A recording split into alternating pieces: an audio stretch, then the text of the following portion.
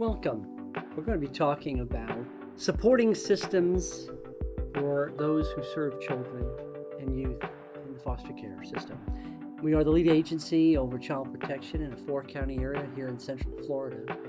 And these are colleagues of mine that I've had the privilege of working with for years, and all of which have careers that are vested in the safety, well-being, and permanency of children, but also their personal journeys about fostering and adopting will certainly move you as it did me. So let me introduce our guest. And to my left, I have Wendy Fider. She is a foster parent and an adoptive parent, and a colleague who I would say someone I'd love to bounce ideas off, even as a leader of an organization that drives a child welfare system. Um, she and those I'll be introducing as well really complement how we evaluate and assimilate what we know are the things and ingredients that pave the way for success for children and youth. To my right, I have Kelly Soria, who is the Circuit 18 project manager for the Severely Emotionally Disturbed Network. And she too has foster and adopted young adolescents. And to her right is a child welfare expert who has her licensed mental health counselor backing and skills and part of the organization for a number of years, and now out there working with children and families far more intimately. That is Christine Williams Kelly. I want to welcome you all together, and I think in the next few minutes and maybe hours together, we can really just roll up our sleeves and talk about, the state of affairs about children and youth. And you know what? School just started, didn't it? Yes. Oh, isn't that just a pleasure and a party to walk through, is it not? So, at anyone who wishes to start out by saying, what are you preparing for? Oh, me personally, I'm preparing for adventures, growth, and seeing where my little ones go with the journey. I mean, I have several ages. I have college, and then I have pre-K, so I'm starting all over. But yeah. So, true or false, when you think about preparing, are you preparing them or you're preparing for you or both? Both. We're definitely doing both. Yes. Yeah. With my little one, he's definitely has some trauma and then some things that he has to work through. So, going to the teacher, showing him the classrooms first and making him comfortable, making the teachers aware. I think it makes for a smooth transition, not only for him, but for me, because I can be comfortable. So Yeah. I think it helps, working with the teacher and seeing the As environment. adults and parents, how we come across can set the stage about how they respond, and we could actually Absolutely. exacerbate the anxieties that they anticipate. Mhm. What about you, Kelly? Yeah, same. I'm preparing on the school side was a little different. We've had teachers back a few weeks before school started, lots of training, lots of getting classrooms to be welcoming and inviting. We are what, 7, 8 days in now. Yeah. We're making it. So in your environment, not everybody's fostered and adopted. I mean, how empathic are they when they hear about what you're doing and at this time of adjustment for the girls to start school? Are they supporting you in certain ways?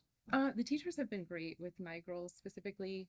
We bare minimum details. They respect their privacy, but just knowing that there may be some sensitive topics along the way, and we're just gonna do what we need to make them feel comfortable. We're going to get back to some of those sensitive topics. What do you think? Good idea. What do you think, Christine? What does preparation mean to you? Exactly that preparation. So, being proactive. Over the summer, I've worked with a number of my clients to explore, readiness, organization, role playing, preparing them for certain scenarios and how they'll respond, as well as working with the parents to establish certain routines now that they're transitioning from summer to the school year. And then also developing a contract. What are their goals for this year? So thinking in advance, what do you want to work towards? What are the steps you're going to take? If you need support, who are you going to ask? But really just starting to help them think about that. So as things occur and as they experience different things, they're more prepared. In that social emotional world of preparing kids, Mm-hmm. and you're a clinician, Mm-hmm. So you are structured in how you want to approach that because we all know as adults raising kids that they actually need structure, whether they're asking for it or not. Yes. What is the nuance from a clinical lens Mhm. that makes the adaptation of structure into their lives? Mhm. What is how you approach that? I would say not making it too complicated, Yeah. as well as getting their buy-in or their input. You know, so as parents, sometimes it's like, I expect this, I want you to do this, but you have more success if the child is providing input and direction, and they'll be more willing to engage and follow through on those things too. Thank you. You Mhm. know, what about significant others? Where does your husband fit into this puzzle? Um, he basically kind of does the same. So we have a routine set for our little one. He does the drop offs in the morning and then I do the pickups. I could easily do the drop offs, but we've seen with our younger one that he likes to have both of us. Like he needs routine, like she mentioned, he needs a schedule. So for him to get a piece of dad in the morning and it's just their time, like I get him dressed, but hey, I'm going off with dad. They have their routine, their Yeah. thing. And then same thing in the afternoons, he's prepared. I think having a routine in school is tremendous for all children of all ages, but you can see it and it's amazing what it does, especially with mine. He's only 4, but it makes a huge difference. And she's right. It brings conversation because I want dad to drop me off. Okay, let's make it work. That input is what's helping him get to school. And funny thing, this morning when he got dropped off, dad always calls to tell me, he's like, "Oh, this is how he went out the car." He says, "You're the happy." It's only 7 days in, or what? Yeah, about 7. Yeah. No, actually for him, it's third day in. They're like, "You're the happiest kid to come to school every morning." But it's that input, that conversation, that setting that routine that's very important. Yeah. You know, I appreciate that. In the school systems. We live by our routines. Yeah, So yeah, right. schools work You invented it. probably. Yes. Schools work. They started working the end of last year to get their schedules going and in place, and because of course we have academic guidelines that we have to meet certain hours for certain things. But just having those routines, having them posted in classrooms, both for elementary and secondary students, just knowing that that same thing is going to happen every day. A lot of times teachers will try to tell their classes if they're going to be out and they're going to have a sub so that when those students come in the next day, it's not a total game changer. They have some preparation. They know, okay, my regular teacher is not going to be here. It's going to be a little bit different, but they have some warning and they can kind of plan in their minds how the day will go. Excellent. For, there's another thing that I think works really, really well with not just routine, supporting the teacher. So for me, my little one may give a little bit more extra work than what they would quote unquote say average, right? Child, because we're no one's average, but that's what they would say.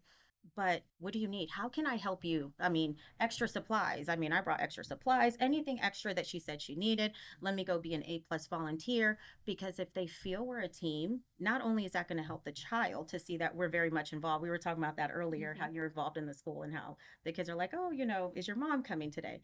So having that routine where the kid feels comfortable and then the teacher, okay, she's got my back. She's going to help me. Let me make sure that I help. And mind you, they help all the kids, but having that teamwork really makes a difference. You know, it's a great point. I mean, everything that we do in this industry really requires that kind of that partnership, the whole, village concept that has to come together.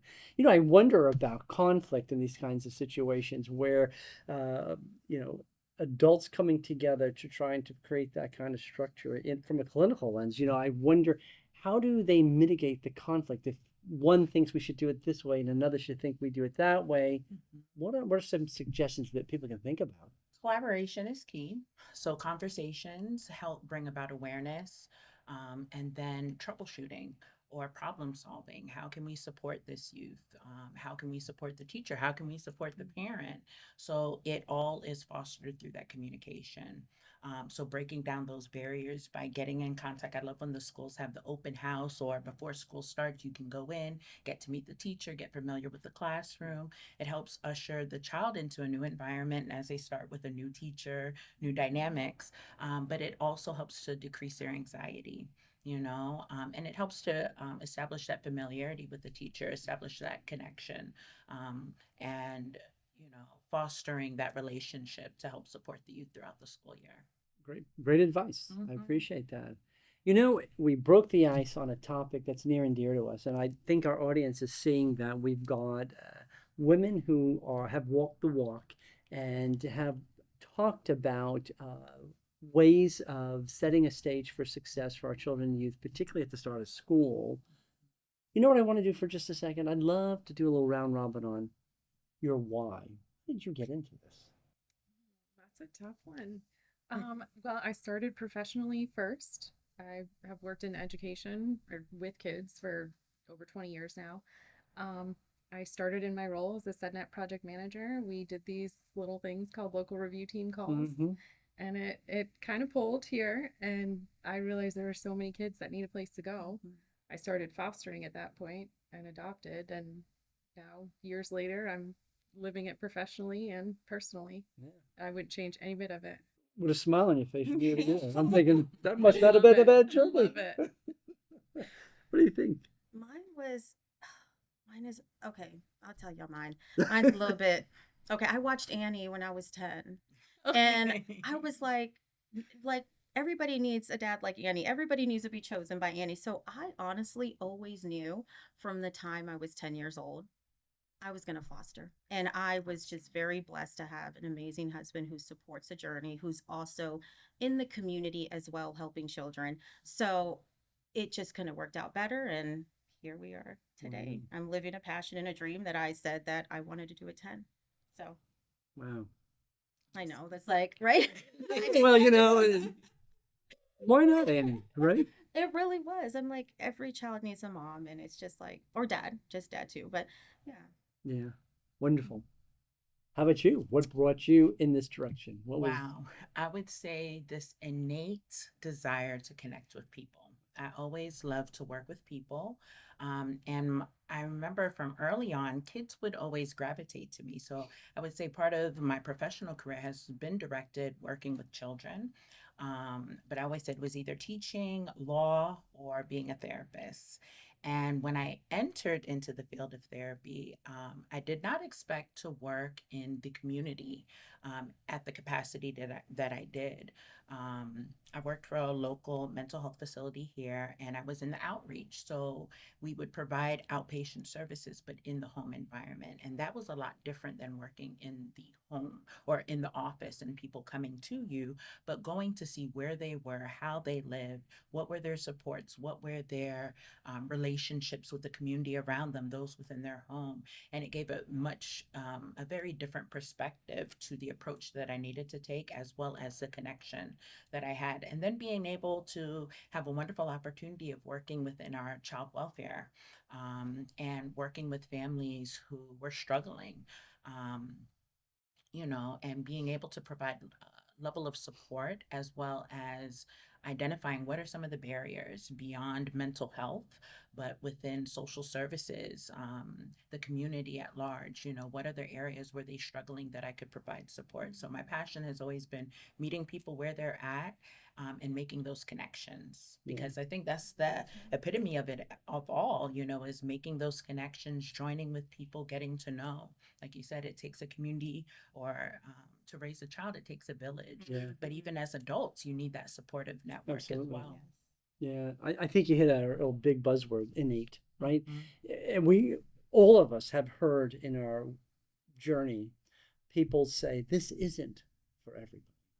Right. And that's okay. It's okay, right? Because Yeah. you really need to be where you're at, in touch with yourself, before you can actually step into this arena, if you will. Mhm. And it's really not about surviving it, it's really about thriving in it. And that's what I get the vibe with when I talk to you all, and the journey that I've been privileged to share with you is that this is where you want to be, but it's where you need to be, and it's making a difference, right? Definitely.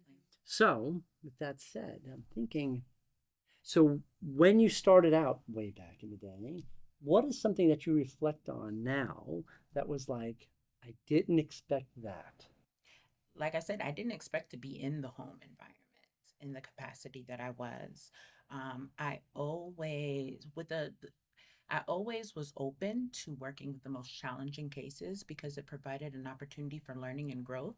But I would say that it also required sometimes challenging the system because Mm-hmm. of the way we were doing things wasn't working. And if we continue in this avenue, nothing's going to change. Lives are not going to be improved. So I would say that part is being more instrumental in the system at large, working with individuals, but being able to provide influence and advanced discussions in areas, greater areas of need.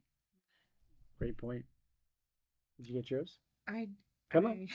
I I don't know how I got here. No, I went into education, have worked with kids. I really never projected this path. Um, I didn't see myself Yeah. with children and serving some of the most at risk in our communities. But here I am, and Yeah. I love every minute of it. I'm on a number of task forces and groups serving our at risk population. That's interesting. So, if you didn't have that kind of an experience where, boy, I was expecting this to happen and something else totally happened, I wonder if that was an advantage some way or a gift in some way for you and your journey, because then you went in with no expectation, no bias, and then you're like, hey, I'm just going to take it as it comes. I have to say it must be. We Yeah. just roll with what comes. And I'll defer back to your smile. So, with that said, what do you think? I think for me, I didn't realize that the journey wasn't as independent as I thought it would be. I thought, I'd, have a child and we're just on this journey, but the pieces and the people that we need and the support that you need around having a child, like you said, it takes a village. So I thoroughly did not expect needing all the pieces in order to have a child in care. So for me, it wasn't so much like it was something hard to deal with. I think it was just something that was different because I'm a loner. I kind of just do things on my own. So to have that experience of, okay, now I have, like when I first met you, I'm intrigued by what you're doing and how you came about.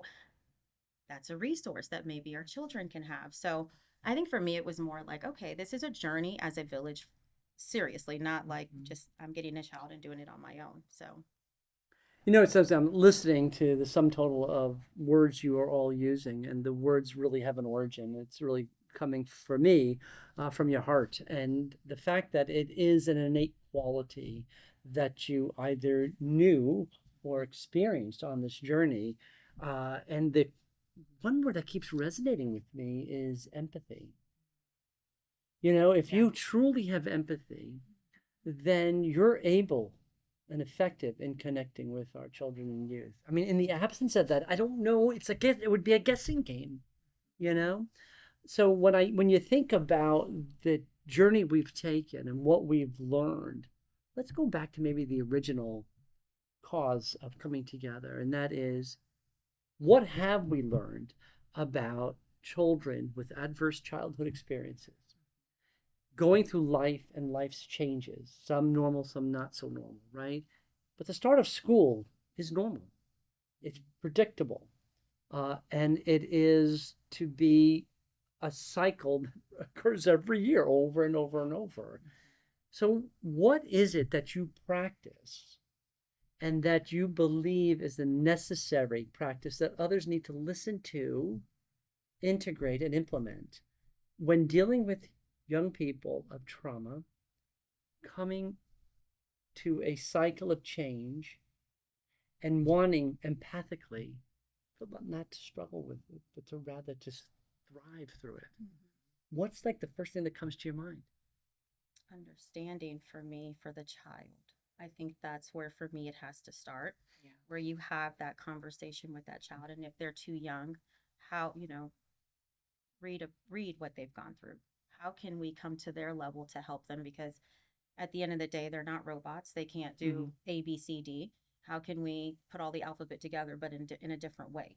So for me, it's understanding before they go into that journey into school that they know they have a safe place. That Mm. yes, it's not going to be, straight as a log as you go into to school. It's going to be curves. It's going to be all over the place, but you can come to that safe place. So I think it's a lot of understanding and talking, and like you said, set that stability before school starts, before they get into that journey.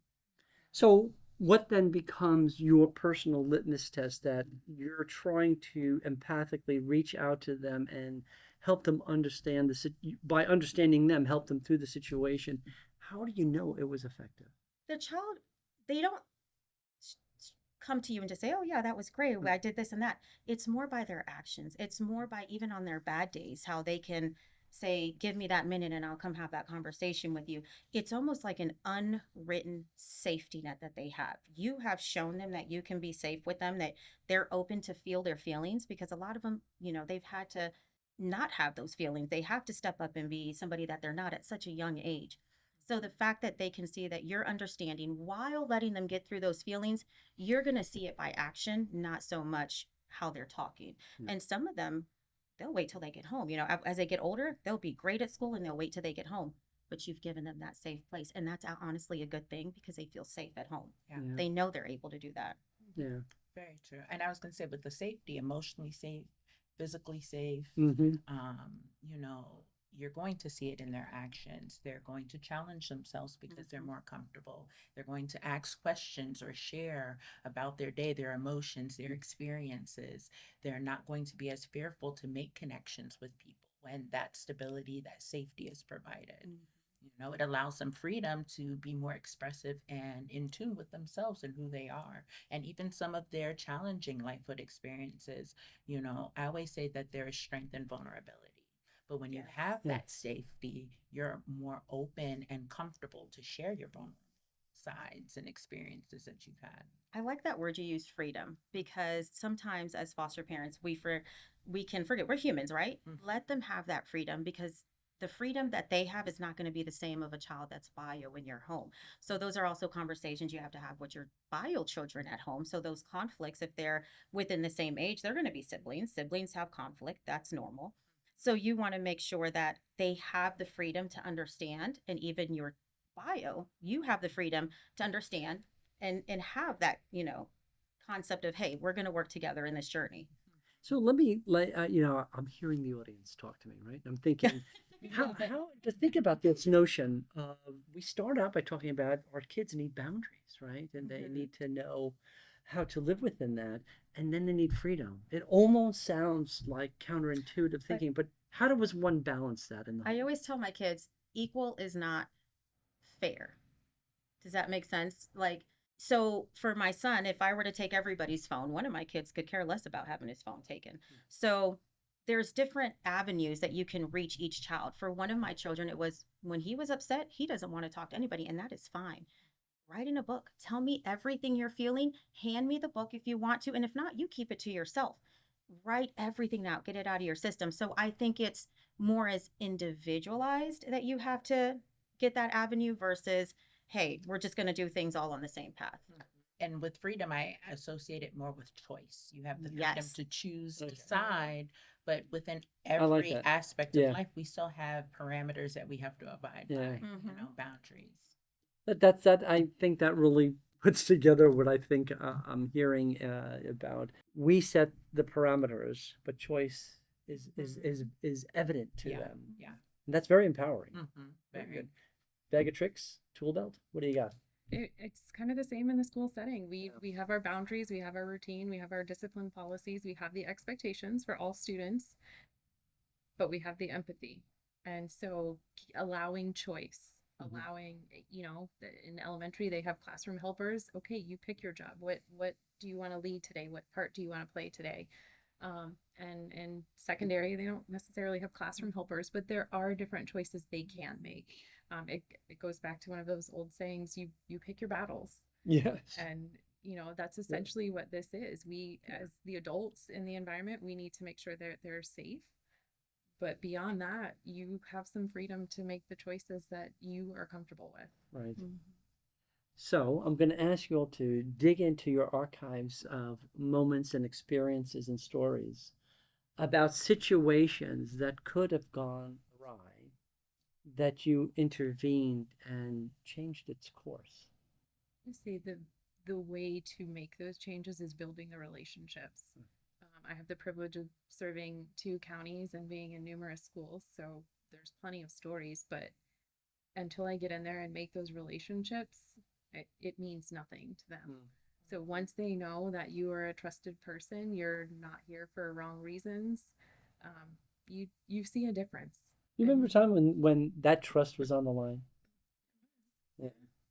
Wow. So, but there's been a number, and if I go into schools, that some of the most challenging behaviors, they'll say, "Oh, Miss Saria's here. Why don't you hang out with her for a while?" Right. But then I became a reward for some of those kids. Like, you know what? You follow these boundaries, you get this done, she'll come back on Friday and you can do this. Or so it's really those relationships that make a difference. Excellent. Any archives from your Not memories? anything that I can think of specifically.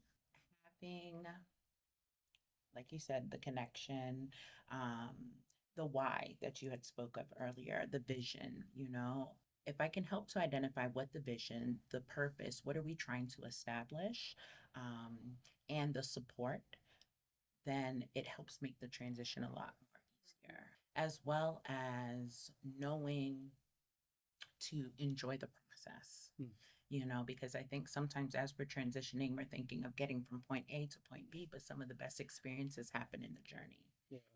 So as you're going along the journey, don't be afraid of the failures or the challenges, seek out the resources. And sometimes those resources are people, as well as information. So constantly learning and gathering more knowledge, so that it can be applied in meaningful ways. But I would say just not being fearful and believing in yourself, confidence, self-worth, knowing that you're capable and able. And whatever challenges arise, that, you have the support, hopefully you have the support of others to get through it. Yeah. Great message.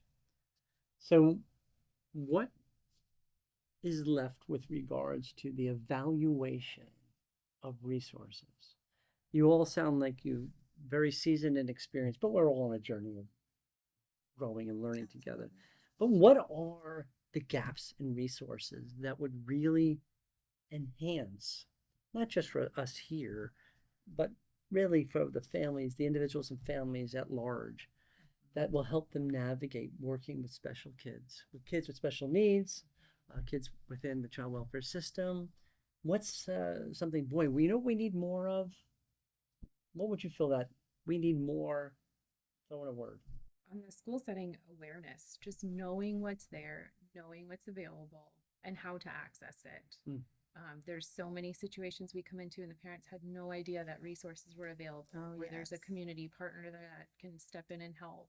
Insurance plans are huge. Yes. They're a huge benefit and offer so much to students. So that's a big one. Beyond that, once they know it's there, I think capacity within the agencies. Yeah. We have really great agencies. We have really great supports doing amazing things, but sometimes then we get a wait list that is very long. Yeah. And so we have a number of kids just living in crisis day to day, trying to stay stable. So the capacity supply and demand, right? Yeah. That's an age-old issue. Is there something that is a potential alternative and or substitute in the interim that will help families? Are there kind of unique things that you relied on as moms that, in the absence of the capacity of resources, what I was able to do creatively? Any thoughts? Working with what you have and I not think being that's- afraid to be creative with it. Yeah. Sometimes there are certain parameters, again, that we have to abide by, but if there's opportunity to expand and partnership, I find sometimes there's too much duplicity of services. We're all doing the same thing. So if there's opportunity to diversify what we're offering, more collaboration amongst the agencies. So we are identifying what are other areas that are not being served, what other populations, what are services that are in need, and not doing the same thing goes a far way. And like you said, there are a lot of resources out there, but we're not always sharing what's available. I know they do like the community health needs assessment, Yes. which solicits information from people in the community. What are the needs? What are the top priorities? But I've seen through a number of initiatives that they've started to identify various organizations within city limits, within the county, and neither one of them, as they came together, realized what each other were offering. So if there is greater opportunity to have more community fairs, we're getting more nonprofit as well as for-profit together to share their resources. I know even though it doesn't pertain to our children necessarily, but substance abuse is a big issue still. Mhm. But the Recovery Fest here in Brevard County is something that I'm always amazed by how many providers and the variety of services that they're offering, that it's every time I go, it's someone new that I meet, new programs. So that's always exciting. Yeah, and that's Excellent. kind of similar to you jog something in my brain. A lot of us foster parents really don't know of the services that are provided out there. I was just speaking to another foster parent this morning, and she didn't even know what an IEP was. I mean, that's not something every child has. So maybe just more, like she said, knowledge and Education. yeah, education, knowledge on what these resources are and what's out there for foster parents, so we can go seek them out, because we don't always need. I know a lot of foster parents think we need the case managers and stuff. Like, no, we're the parent. We can reach out and say, hey, can we have this resource, that resource? So I think just education and knowledge for the foster parents, we need more of that. There's definitely limitations to resources that are current. But I think you hit the nail on the head with regards to, are people aware? Do they know how to access? You might know No. that this is out there. I just don't know how to get to it, or who are the points of contact. And then also about the opportunity, the freedom to be creative with what we do have. I think sometimes people feel maybe bound and committed to being traditional in how they use a resource. But listen, I don't know any two parents on the planet who raise kids identically. So, No. and then I don't know any two kids that are identical. I'm an identical twin. We're not identical Yeah. in many ways. Well, I I thank you all for this little moment of chat. I think we're going to take a break. Join us at Family Partnership's annual golf tournament. The event is April 17th at Eagle Creek in Lake Nona. Enjoy raffles, win trophies, and show your support for the children and families we serve while enjoying a day of golf on a fantastic course. For more information, visit our website at fpocf.org. Now, back to the program. Welcome back. I'm here with Christine, Kelly, and Wendy, and we have had a robust conversation relative to where we've come from, what our whys have been, and what our experiences have been, and the challenges of working with children in the system with special needs. And we even took a journey through resource development, and we're excited because not only I hope are the viewers are taking hold of this conversation, but we hope that in time the viewers will be reaching out to us, adding to where we left off on resources. What's resources? Really, resources is part A, and part B is the exchange of it. So I think because of today, these fine women, mothers, professionals have come together and really have influenced us to take these podcasts moving forward, having a website that will allow for free usage and to promote awareness. Awareness, a huge message that is so undervested, if you will.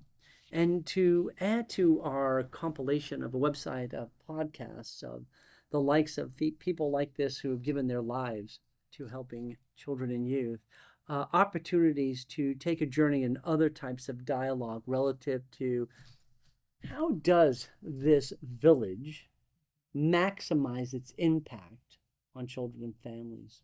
And with that said, I think a wonderful segue would be, let's talk about the fostering community, and let's talk about how can we engage them or invite them to take the next step in challenging what we have been doing in foster care and what we need to do further.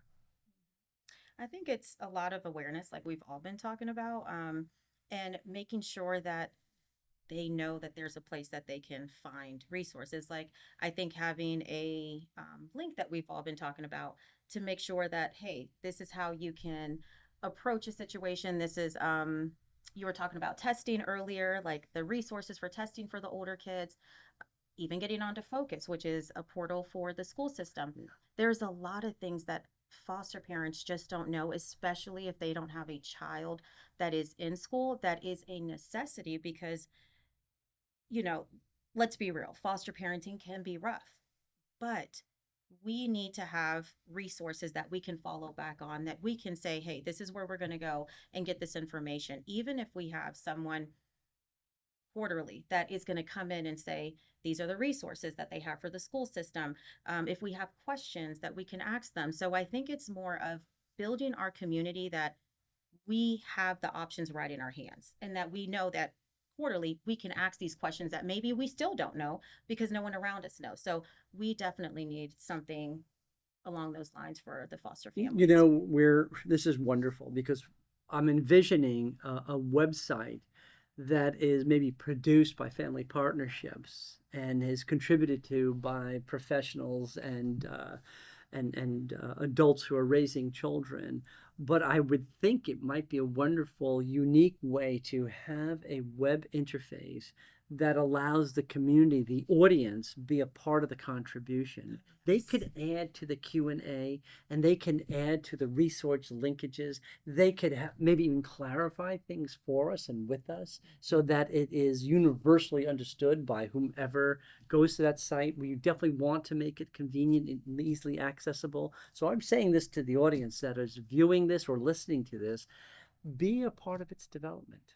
How much at ease Yeah. would it be for all of us? Like I said, it's one less stress that we have when it comes into foster care, and that's the community help that we all look for, and that we struggle to get sometimes. And having that is it's a step up. It's a huge step up that's really going to help us. I think that's awesome. That's great. You are a champion for our fostering communities, and I thank you. You're going to help us get to the summit, you know what I mean? And we're going to make it that much more impactful. Let's roll over to the schools, shall we? What do you Let's think do about how do we take the school system, its staff, its community to the next level? We continue to be trauma aware, trauma sensitive classrooms, just knowing that there are students that have had different experiences and being sensitive to those. We're not calling them out. We don't need a story. We just need to be aware and make accommodations. We always invite parents. We love the involvement. So go to the schools, get registered as a volunteer, open that line of communication with teachers, with the school administrators, and really just insert yourself into that school. Be a part of the events they have going on. Go to the open houses. Go support the supporting or the sporting events. Just insert yourself. Your kids are going to enjoy it. They want to be part of that community, and you have to lead them to that. So I just feel that it was meant to be for us to unite today, and I know that you would be a champion with us and for us. Do you see the school system open and willing to interface our website to maybe their website through a linkage of some sort, so that maybe when one goes to the school thing, they think, huh, they are affiliated with, and we do the same, because I really value the educational system. We do. We have the For Parents tab on the BPS website. In Seminole and Orange and Osceola, they have similar tabs and resources on their websites. So I think we have to work with each one individually, but Right. I think it's a possibility. But we'll be your favorite. Of course. Okay. That's Yes. Christine, what about the mental health community? Oh, with the mental health community, I would say, of course, all the training, your CEUs, making sure that you're knowledgeable in new practices, advancements within our field, but also, I spoke up an innate quality that I found connections with people. So being able to be creative, stepping outside of your comfort zone sometimes, don't be afraid of the challenges, but we all have the potential to create change. and and have influence. And it's through connections, but it's also through not being afraid to share your ideas, doing things a little bit differently because you don't know the benefits. But then also, as you are implementing these changes, gathering the data. What are the things that I'm doing well, and how can I continue to replicate this? And how can I partner with other people who have the same mindset, you know? But I think with challenges come great rewards because there are things that you overcome, there are opportunities for learning and growth. And like I said, not being afraid to challenge certain systems, you know, the traditional way of doing things. The one constant in life is change. So things are Yeah. always changing. So we have to change with it, you know. So that's what I would say. You know, I see the future of these podcasts opening doors to anyone or any institution who may be ready, willing, and able to say, you know, I too have something to contribute to this cause because it's not about family partnerships, right? Even when we took over our four-county contract, you know, I never believed it was about us. It was really about the growing population of children in need. You know, the state is growing rapidly, exponentially, Yeah. right? And the funding isn't following it, you know, and some policies aren't enhancing the pursuit of resources to provide more programming for children, particularly within the system, and then children with special needs within the system, which is oftentimes compounding. But, you know, certainly last but not least, it's really about the caregiver community. I mean, they're the backbone Yeah. of these children. It is the stability base that allows us to do that what we're doing, right? So the organization is charged with safety, well-being, and permanency, but the well-being piece is really a delegation of responsibility and partnership Yeah. to all of these caregivers, right? So we got bios and family and friends that are raising many of our kids, but we have a need for growing foster families and growing interest by adoptive folks. There are a lot of beautiful children waiting to be whole in a family. And it's a shame sometimes that when we have journeyed through this and have gotten to know these children far more intimately than the world outside as they see them, as there are so many disillusioned pictures that have been created. And I'd love for us to just continue that journey, sharing like this, letting people know that, you know what, in many ways, their abnormal journey towards normalcy is our charge, you know. And when I think about the kids I've worked with, privileged to work with, I really want to tell the world they're not always what you think. And I was saying to you all just a little earlier with a story about how I spoke to a very distinguished audience about how this journey in foster care has impacted so many lives that I've witnessed firsthand until my last line to them was that the life that was most impacted, I think, was mine. Mm-hmm. You Yeah. know, and then I want to champion them. Does anyone have a story that they want to share relative to a child who changed your life or a life that you changed? Either one. Does anybody have anything? I always share, you know, in my sessions with my clients that I learned so much from them, and it's made me a better individual. And this stems from my youngest kids, who are usually 5, all the way to my elderly clients. As a clinician, I first thought that I had to be the one to provide the information and have the right things to say, and I realized that sometimes I just need to be the one to listen and to validate and support. So that was a shift for me.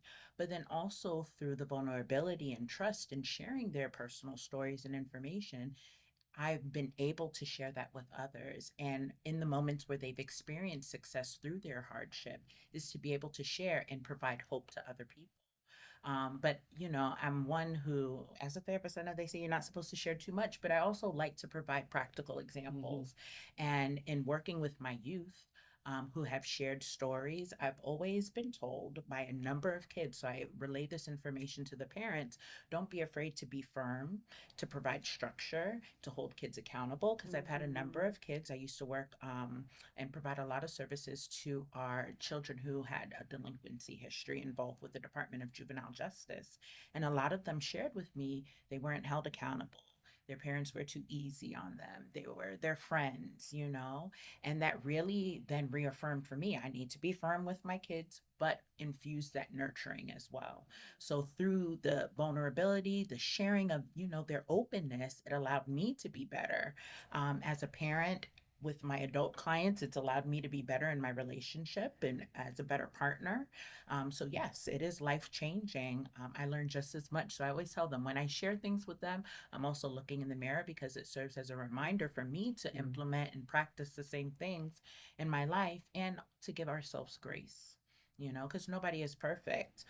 But through our flaws, there's still such volumes of things that we can share that, you know, are so imperative, important, and life changing. So not being afraid to be you, um, you know, to be expressive, and to follow through with your ideas. You know, perseverance is the key. Yeah. Well said. Well Thank said. you. You have thoughts? I I love that. And it's so true. I had a situation with a teen who absolutely did not want to go to school. She didn't want to go to school, but her situation, she had to be in a public school system, and no one can get her there. She's finally, they said, hey, we need her in your home for a couple of days until her situation straightens out. And like you said, being me, being who I am, not trying to be a foster parent. Any child that walks into my home, the minute they walk in, it's just like my kids. There's a fridge, get what you need, what do you want? They're not going to be any different. We'll work through all those other things later. But she comes in and she says, wow, like I can just go to the fridge. And I said, absolutely, go ahead. And didn't talk about school, didn't say anything to her. The very next morning, she gets up and, she's eating breakfast and we're having great conversation. And I said, hey, I'm running with my daughter to the school. Would you like to check it out? Because my daughter's her same age. I said, would you want to check it out? She goes, okay, we'll walk in there. So as we're in the car, I'm talking to her about how amazing the principal is and how the soul system, I love it. So while we're in there, I asked the principal, hey, can you show her around the school and programs that she might be interested? She completely said, I had no idea this was so nice. I had no idea that this was what it was. I thought that I would come into a school system and be behind, but he's talking about that he could do this, he could do that. So sometimes that was life changing for me, where for her, it was like, no one thought that she would be open to going inside of a school system. That's all she needed, was to feel at home in order to feel safe enough, what we were talking about earlier, to get into the school system, to just view it. And it wasn't like, hey, we're going to go do this right then and there. We're not doing the robotic thing. And to where I found out like a few days, like she went to where she was going to be. I found out a few days later that she had agreed to go to public school. So, I mean, for me, that was like, and I do all ages, but I rarely do teens, and it's short stint. Um, and it's just like my home situation, with rooms, how it goes. But other than that, like she was an amazing kid. So I think that was life changing for me to actually see from 18 that, okay, what I do with the younger ones, it really, really works, even with someone who they said was a very hard to handle teen. I had no issues. So I think that was an example for me that was Yeah. life changing. Wonderful. What do you got? I'm in a unique position. I get it personally and professionally, but I think my girls have taught me way more than I ever would have imagined. Just parenting in general, parenting youth that have experienced extensive trauma. But on the flip side, I get to go into the schools. I provide those supports. I provide the trainings. I'm involved in so much of it. So I get to see the direct impact on how it affects these kids' lives. So I get to see it full circle. Again, very unique position, but I think just they've taught me so much and how to approach things, but then be able to use that in the information and the advocacy that I do for all of our kids that are at risk. Wow. Thank you for sharing. Thank you all for sharing.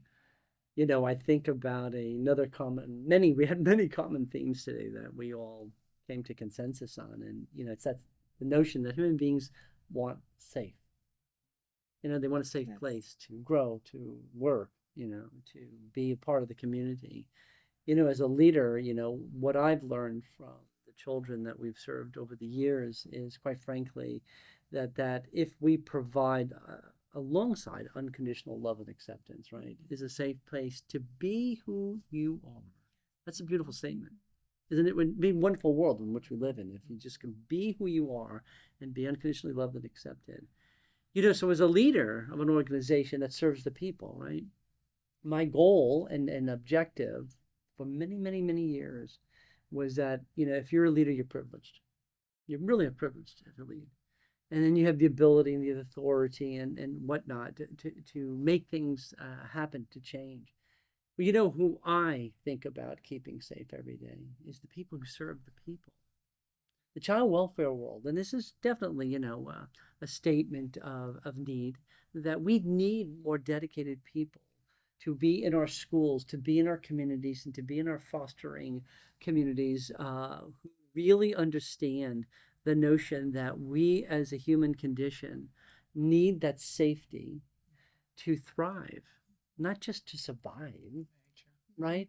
And when we do that for our children, we are impacting a generation to follow. And so when I think about generations, I also have to think in a parallel is that the generation that I want to follow is the generation of workforce. And so we work in family partnerships hard to create a safe place where people can be who they are and nurture the why every day that they come so that they do the best that they can in serving others. And I would think, those who are listening today can be a part of that in any way, shape, or form. They can reach out to our schools, they can reach out to our communities, they can foster or adopt kids, or they can mentor them.